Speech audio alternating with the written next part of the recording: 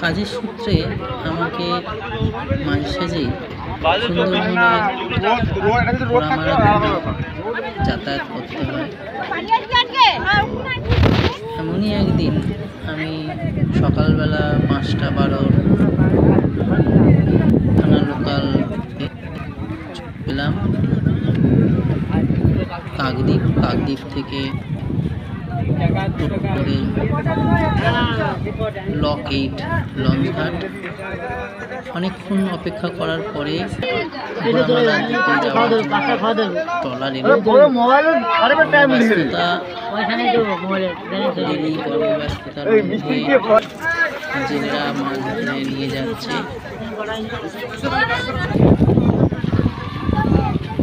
সাধারণ মানুষ তাদের প্রয়োজনীয় জিনিস কিনে নৌকায় উঠছে।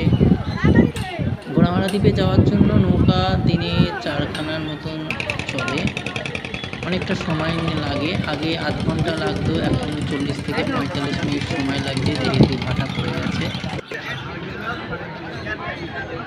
ওই দেখা যাচ্ছে সাগর থেকে একটি বড় ট্রলার আসছে যাত্রী নিয়ে লক 8-এ।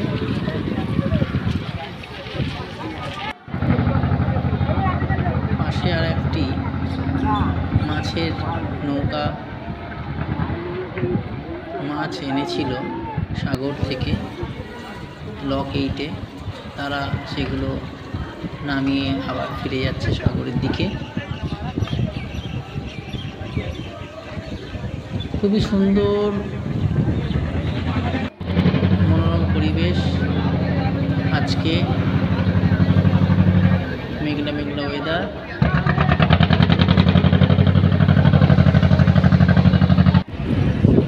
দেখতে দেখতে আমাদের যে টোলা ছাড়ছে 10টা ছাড়ছে, কালকে সার্ভিস চালু হয়ে গেল। না ভালো আমরা ঘোড়ামারা দ্বীপের উদ্দেশ্যে রওনা দিলাম। আছে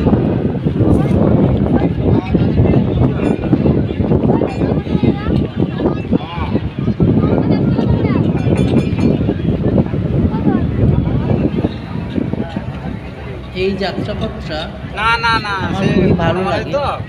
ভয় ভয় করে, যেহেতু আমি সাঁতার জানি না, সত্ত্বেও খুবই ভালো লাগে।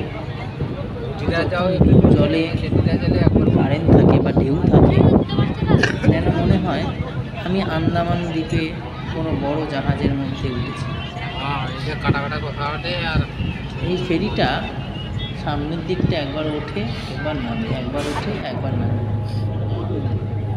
একটি বাচ্চা ছেলে দাদুর কথা না শুনে একদম ধারে ছাদের উপরে উঠে গিয়ে ধারে বসে পরিবেশের মজা নিচ্ছে, নিচু হয়ে নিচের জল দেখছে।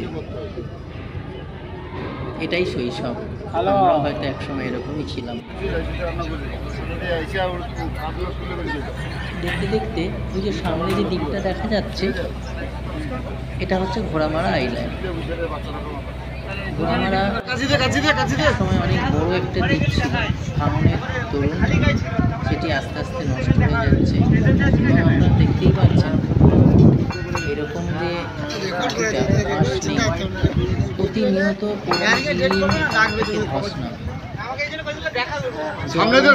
সামনে ওটি দিলে হবে, সামনে দিতে হবে, সেটি একদম মাটিতে জোড়া দে নামা যায়। আর জল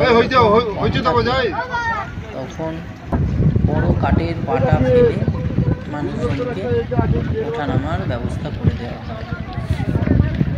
ভেবেছিলাম এবারে সাইকেল নিয়ে আসার কথা, বাড়ি থেকে কলকাতা থেকে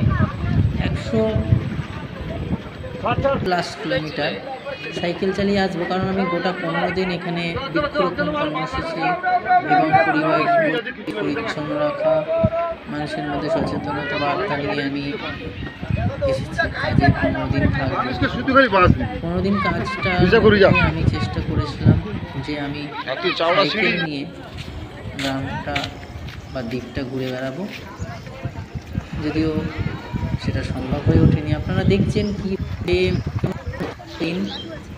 তাদের এই নামা ওঠা করে। আপনারা দেখুন, আশা করি ভালো লাগবে।